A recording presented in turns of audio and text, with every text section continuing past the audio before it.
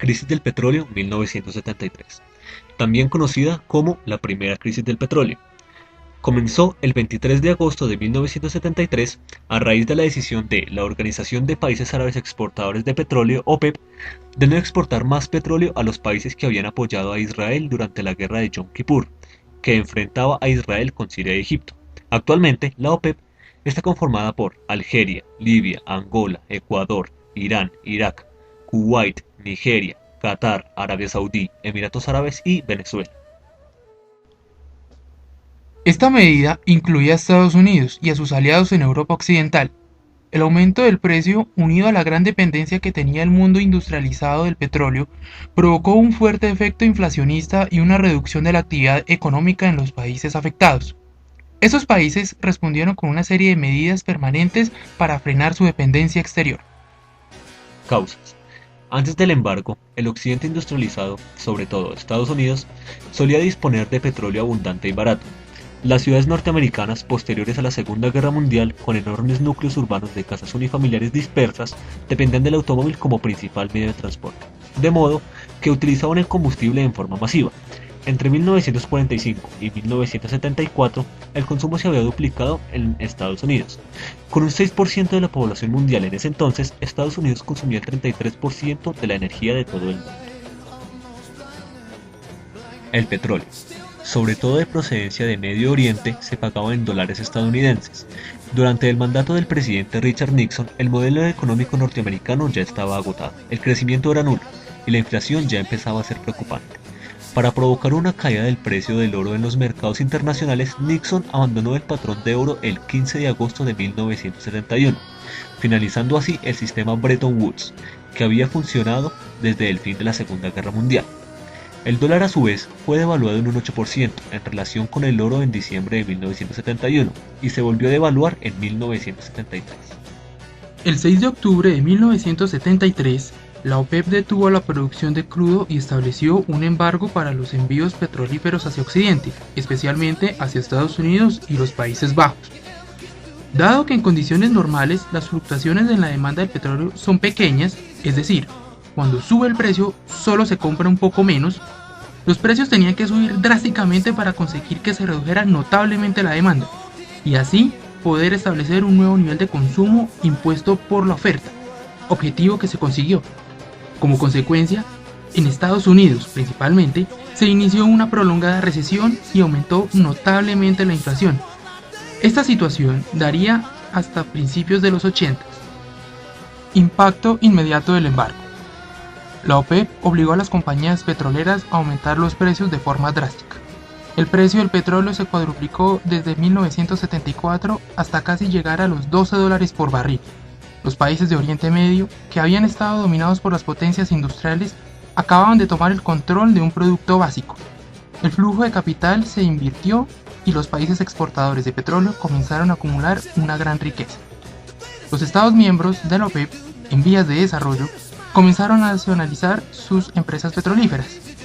Arabia Saudita, por ejemplo, nacionalizó la Arabian American Oil Company, Aramco, en 1980. Con esos beneficios realizó una serie de planes quinquenales de desarrollo. Otros miembros de la OPEP tomaron acciones similares. Por otro lado, el caos se había adueñado de Occidente. En Estados Unidos, el precio de venta al público de un galón de gasolina pasó de un promedio de 38.5 centavos en mayo de 1973 a 55.1 centavos en junio del 74. Con el inicio del embargo, las importaciones petrolíferas de Estados Unidos, procedentes de los países árabes, se redujeron desde los 1.2 millones de barriles diarios hasta los 19.000 barriles. La crisis provocó que las condiciones de vida se volvieran muy adversas. Las escuelas y las oficinas tuvieron que cerrar a menudo para ahorrar el combustible de la calefacción, y en las fábricas tuvieron que reducir la producción y despedir a muchos trabajadores. En Europa, el embargo no fue uniforme. Holanda se enfrentó a un embargo total por su apoyo a Israel. En Francia, la crisis puso fin al periodo conocido como Trente Glorieux, los últimos 30 años de alto crecimiento económico, y comenzaron los años de desempleo permanente. Reino Unido mantenía prácticamente el mismo abastecimiento, puesto que se negó a permitir a los Estados Unidos utilizar sus aeródromos y haber establecido un embargo de armas y suministros tanto para los árabes como para los israelíes. Sin embargo, la subida de los precios tuvo un impacto mucho mayor que el embargo en Europa, especialmente en el Reino Unido, donde esta circunstancia se sumó a la huelga de los mineros de carbón a causa de una crisis energética durante el invierno de 1973 a 1974. A pesar de ser también un objetivo del embargo, Japón superó las secuelas de la crisis en comparación a otros países desarrollados e importadores de petróleo, gracias a los fabricantes de automóviles quienes lideraron la revolución en ese sector. Los grandes automóviles de las décadas de los 1950 y 1960 se sustituyeron por vehículos mucho más compactos y eficientes desde un punto de vista energético. Por otra parte, en Japón había ciudades con una densidad muy alta de población y por tanto con unos transportes públicos muy desarrollados. El embargo se levantó en marzo de 1974 después de las negociaciones de la Cumbre Petrolífera de Washington, pero los efectos de la crisis energética se notaron durante el resto de la década de los 70. El precio de la energía continuó aumentando el año siguiente y en consonancia con el debilitamiento del dólar en los mercados mundiales. Control de precios y racionamiento. En Estados Unidos, la crisis se agravó aún más a causa del control de los precios, que limitó el precio del petróleo antiguo, es decir, el que ya había sido descubierto, mientras permitía que el petróleo recién descubierto pudiera ser vendido a un precio más elevado, lo que supuso una retirada del petróleo antiguo del mercado y una escasez artificial. El objetivo era promover las prospecciones petrolíferas. Esta escasez llevó al racionamiento de gasolina, que generó una especie de pico y placa a la hora de adquirir el carburante en las estaciones de servicio. Mantenimiento y reducción de la demanda. En 1973 se crea la Oficina Federal de Energía. Para intentar reducir el consumo, en 1974 se estableció un límite máximo de velocidad de 55 millas por hora, es decir, unos 90 km por hora. En 1975 se constituyó la Reserva Estratégica de Petróleo de los Estados Unidos y en 1977 el Departamento de Energía, además de la Ley Nacional de Energía en 1978. La crisis convenció a las empresas y particulares sobre el ahorro energético. Muchos periódicos llevaban anuncios a página completa.